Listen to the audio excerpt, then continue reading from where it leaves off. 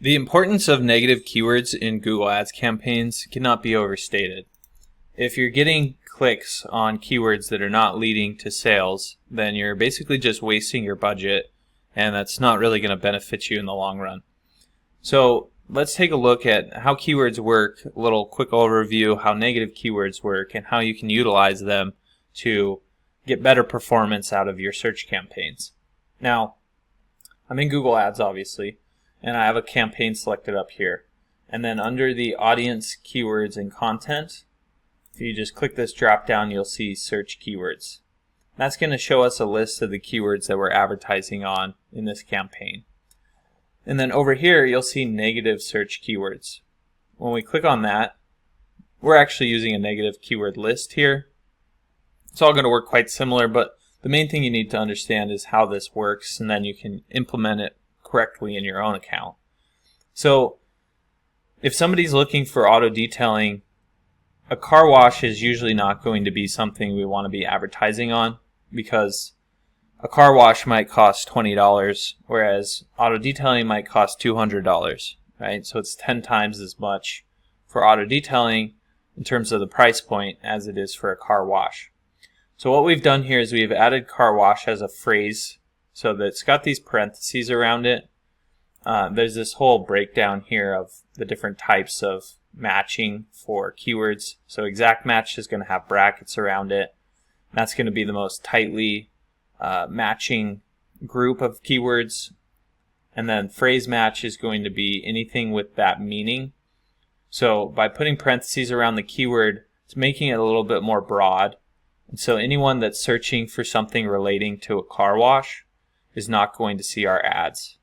Same thing with like how to, right? So if somebody's doing a search on Google for like how to wash my car, then we don't really want our ads to show up because they're looking to do it themselves. They're not really looking to hire someone to do it.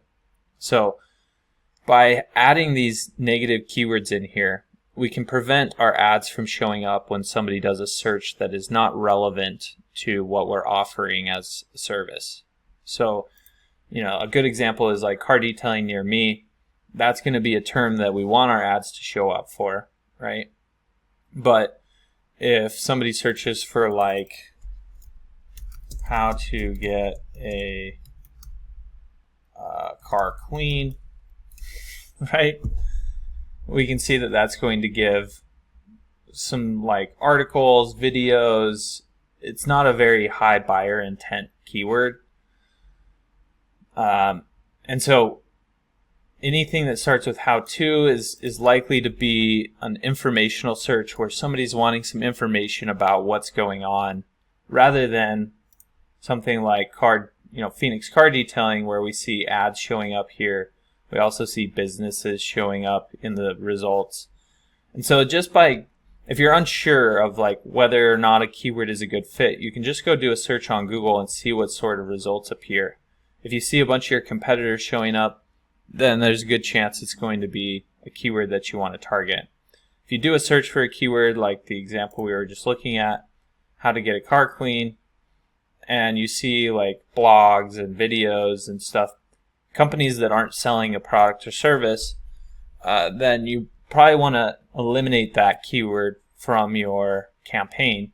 And so you can use negative keywords. You could technically just add in this whole keyword here if you wanted to as an exact match, right?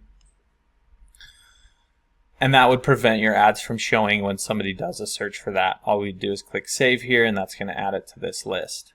Or, as I was showing before, we can just eliminate anything that is a phrase that has a similar meaning to how to. So how to clean my own car, how to get stains out of my seats in my car. Anything like that will be eliminated by adding this how to phrase match keyword, which we've done right here. So it really, it's going to vary depending on what you're seeing from the results of your Google Ads. And to see what terms people are actually searching for, this is the keywords which we were looking at earlier, but this can be causing your ads to show up for lots of different search terms.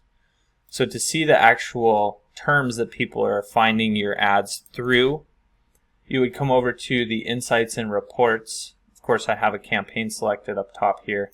And then from this drop down, I'm clicking on Search Terms. And that's going to show the actual terms that people are doing a search for and then clicking on our ads from, and whether they're becoming leads or not.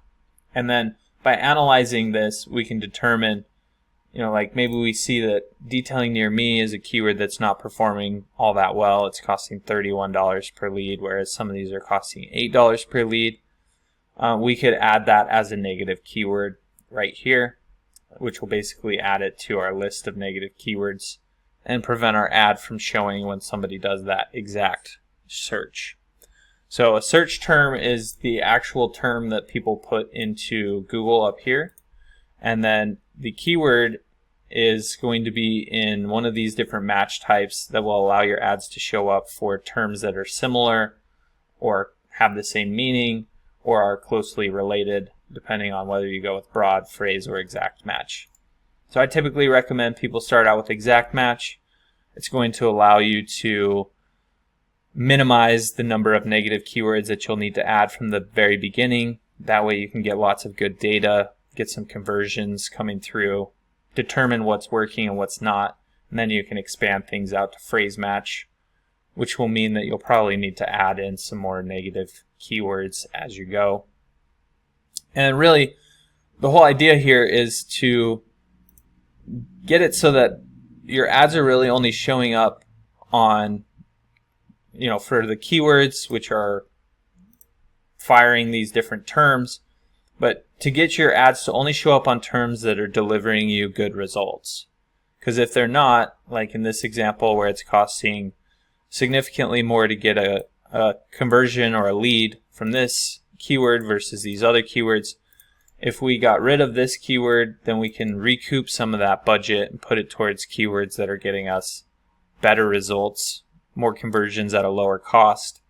And if we do that consistently over time, it's just going to drive up the profitability of the results from our search campaign. So I hope you found this helpful. If there's anything you did have questions about, don't hesitate to reach out. Just drop your questions in the comment section down below, and I'll be sure to get back to them there. Look, if you're the type of person that just doesn't even want to deal with Google Ads anymore, then you can always reach out to me.